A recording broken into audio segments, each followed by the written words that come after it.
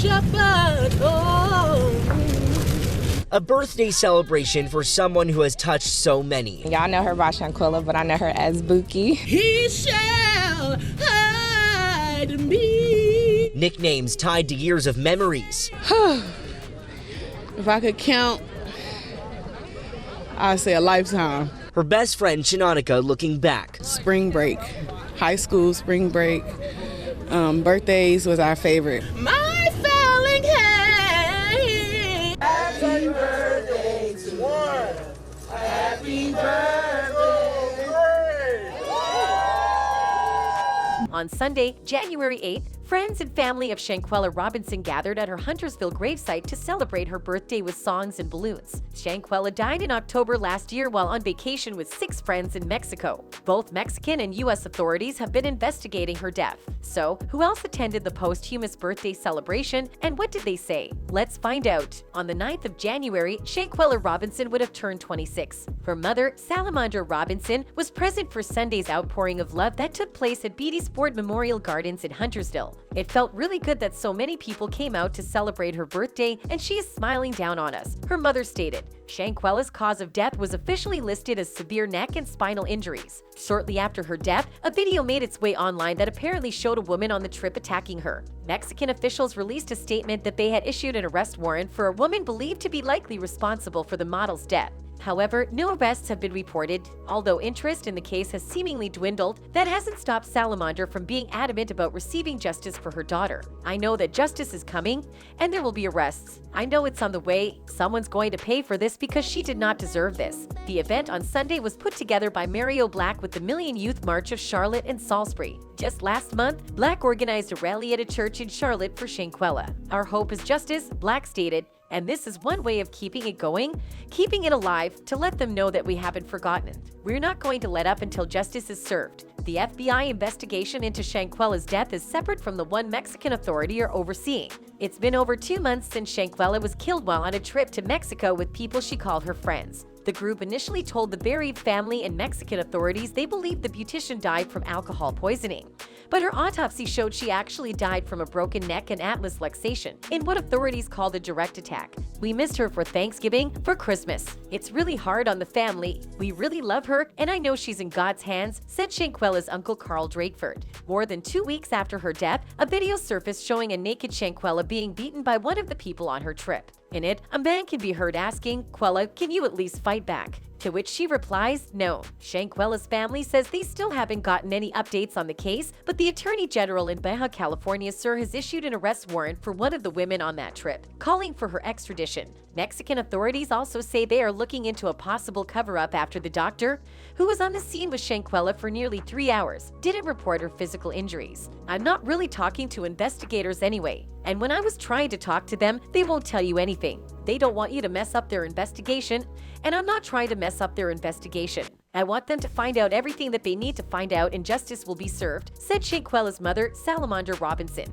A loved one was seen comforting Shanquella's mother, Salamandra, as they watched several pink, white, and yellow balloons being released into the sky at Beatty's Ford Memorial Garden in Charlotte. Singing happy birthday together, most of those gathered remembered Shanquella's birthdays of years past. Her family usually would throw a party. She would tell you what she wanted for her birthday, and that's what we'd go by, her mother shared. During the celebrations, Salamandra said she's not heard if anyone has been arrested or whether extradition has started. We're waiting to see and I know it will happen, she said. In God's time, it will happen. That's all I'm waiting on. Patris McMurray, Shanquella's cousin, said she had been texting her while she was away in Mexico and her death still doesn't feel real. I was trying to figure out why she wasn't responding back to me, McMurray said. I didn't even know until I saw it in the news. McMurray, who held back tears, said she knows Sunday's celebration would mean a lot to her cousin. This shows she's having an impact even though she's physically not here, McMurray said. It makes me happy. Like Shanquella's mom, McMurray said she's confident justice will be served in her cousin's death.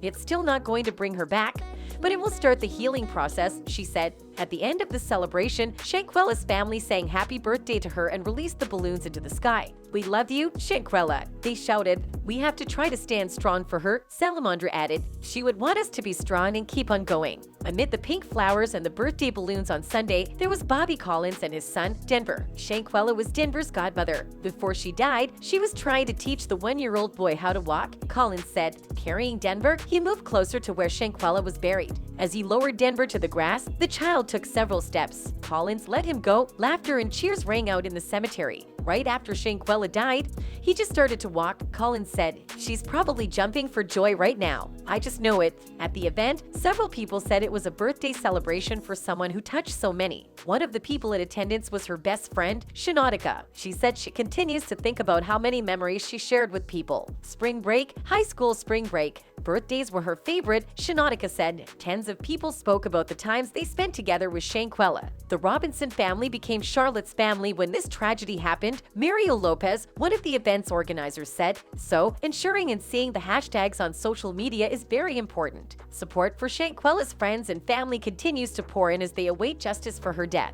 Community members by the hundreds gathered inside an uptown Charlotte church demanding justice. Since Shanquella's death on October 29th, the world has demanded someone be held accountable. As her name continues to trend on social media, many have asked how long does an FBI investigation take? Our sources asked a former FBI assistant director for an answer, and this is what he said. If this had happened in the US, first of all, the FBI wouldn't be working it because it would be a local homicide. But, typically a homicide investigation like this would go fairly quickly when you have video like this and witnesses that are available to be interrogated or interviewed.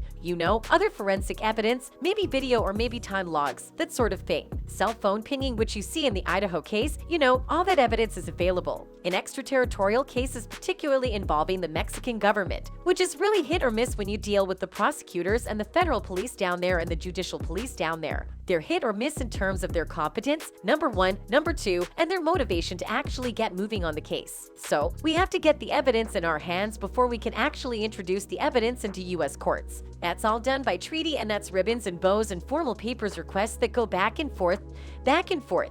It's a painstaking, laborious, bureaucratic process, and in Mexico, it's even more so here, he said. Our source added that a complete investigation could take months. You got the video, obviously, you can obtain stored text data, stored email data. People tend to be careless at the moment. And then they'll text each other back and forth about what happened or after the fact, sort of try to get their story together, that sort of thing. So, I'm pretty sure the FBI is looking at the electronic evidence very closely. They're interviewing people. I call it interviewing because if you're not under arrest, it's not an interrogation. If you will, it's an interview. You don't have the right to counsel. You can get up and leave anytime you want. So I'm sure they have already interviewed everybody if they haven't lawyered up. So, they've gathered as much of the evidence as they can, I believe, at this point that can be gathered in the United States, he told us. He also says for an investigation to be started by the FBI, Attorney General guidelines are followed. You have to have what we call predication to open up a full investigation, which is reasonable facts that indicate that a crime has been committed. A federal crime has been committed, and that's it. I mean, it's not guilt beyond a reasonable doubt. It's not probable cause, just reasonable indications that a supervisor can approve the initial investigation. As the FBI's investigation nears the 2-month mark, our source says it's important to keep the pressure on the Mexican government. When you apply pressure and you pressure the government and you almost embarrass the government, then they get moving, he concluded. So, there you have it. Do you think the process of getting justice for Shanquella is moving at the deserved speed? Let us know in the comments below. And that's it from us today. Until next time, bye.